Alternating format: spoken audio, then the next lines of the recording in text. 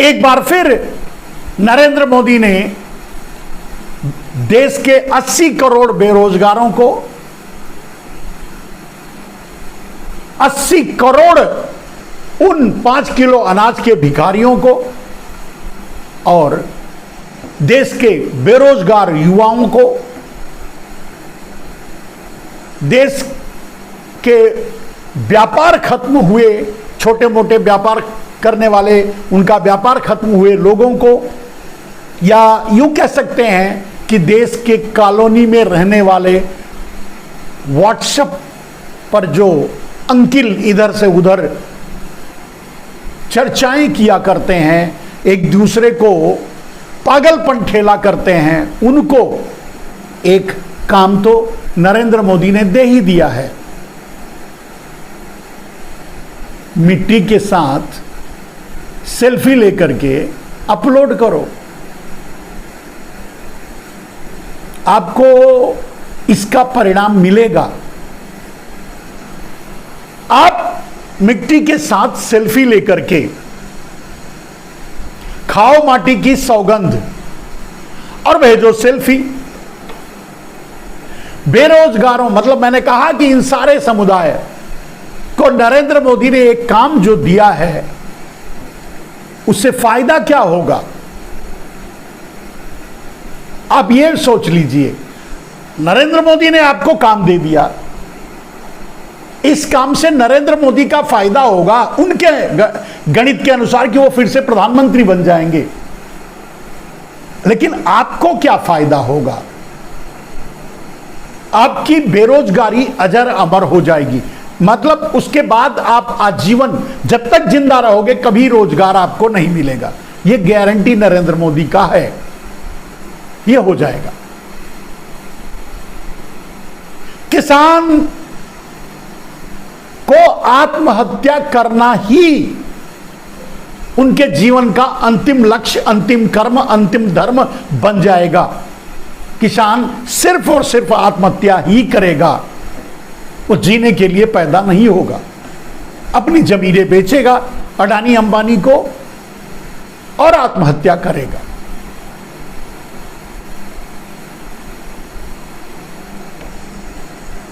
अस्सी करोड़ लोग जो 5 किलो अनाज का कटोरा लेकर के आज भीख मांग रहे हैं, लाइन में लगे हुए हैं, उनको नरेंद्र मोदी गारंटी दे देंगे कि उनकी 7 पीढ़ियां ये 5 किलो अनाज की भीख मांगने के लिए कटोरा जो नरेंद्र मोदी देंगे, वो आजीवन उनके साथ रहेगा।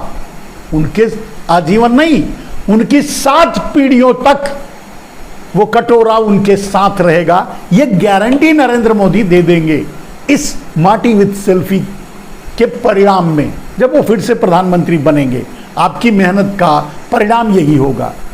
आज आप 100 रुपए के ऊपर पेट्रोल और डीजल खरीद रहे हैं 2024 के बाद 500 रुपए के ऊपर पेट्रोल और डीजल खरीदेंगे।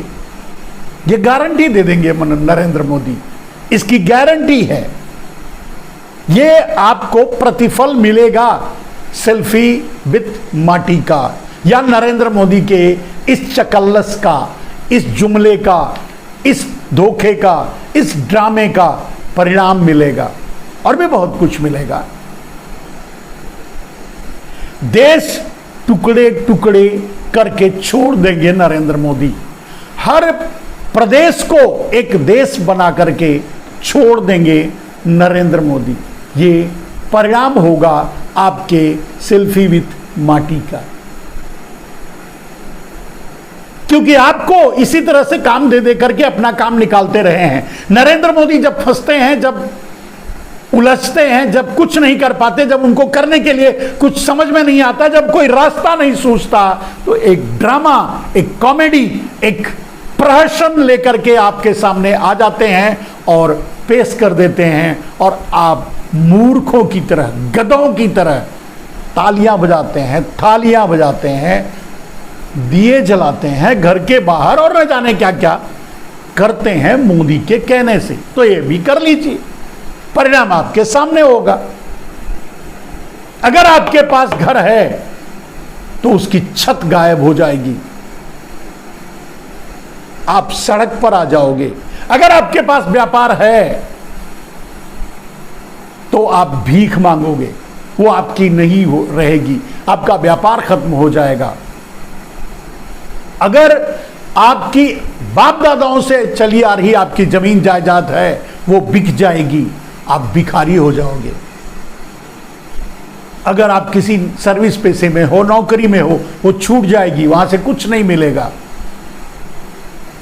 आप अगर 2 रोटी कमा के खा रहे हो तो भीख मांगोगे, आपकी 7 पीढ़ियां भीख मांगेंगी।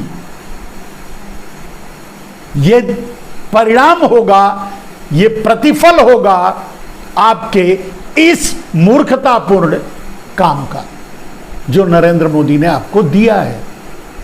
सेल्फी विथ माटी, जो आपको उन्होंने मूर्ख बनाया है, बेवकूफ बनाया है, गधा बनाया है, उसका परिणाम होगा। परिणाम तो उनका फिर से प्रधानमंत्री बनना होगा, उसका दुष्परिणाम होगा जो मैंने आपको बताया है।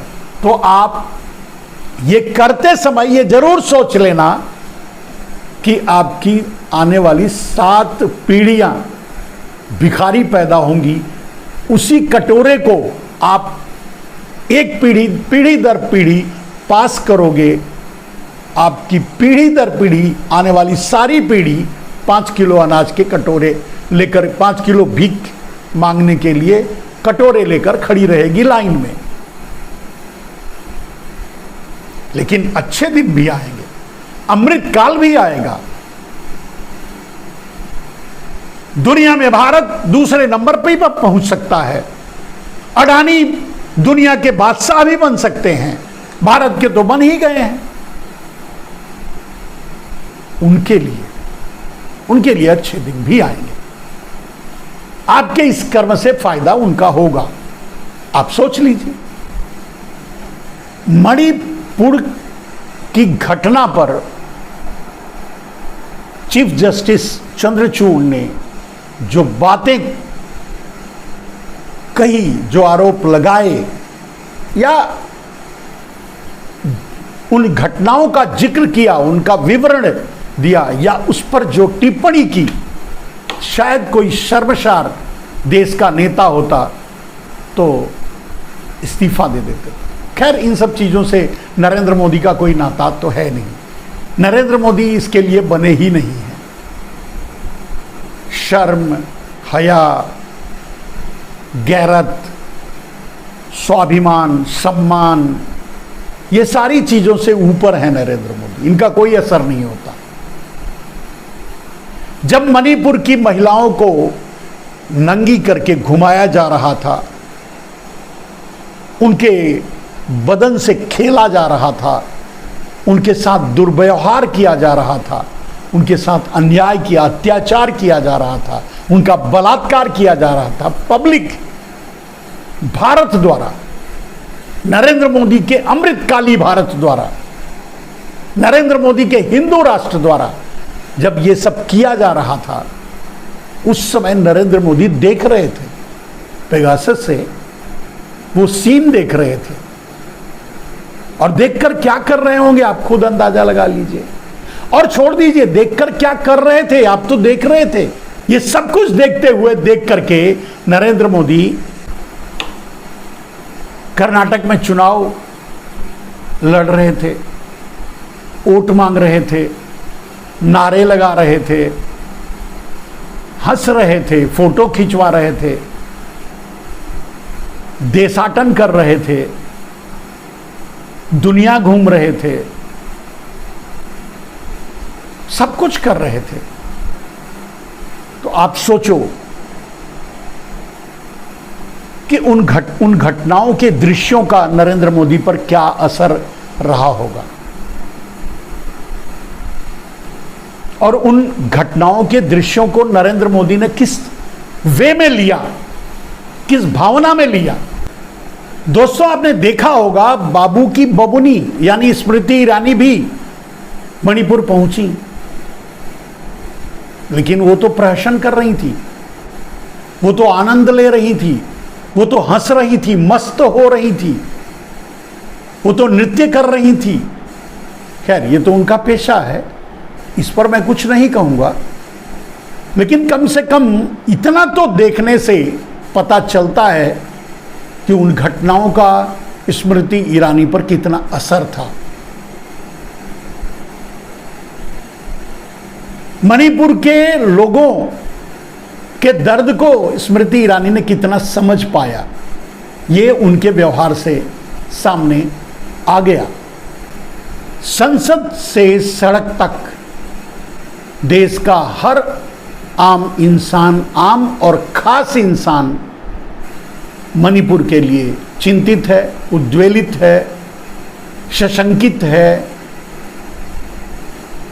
लेकिन सरकार, नरेंद्र मोदी, शाह आनंदित हैं और इसका परिणाम संसद का न चलना है। आप देख रहे हैं। आज के लिए बस इतना ही। जय हिंद, वंदे मातरम।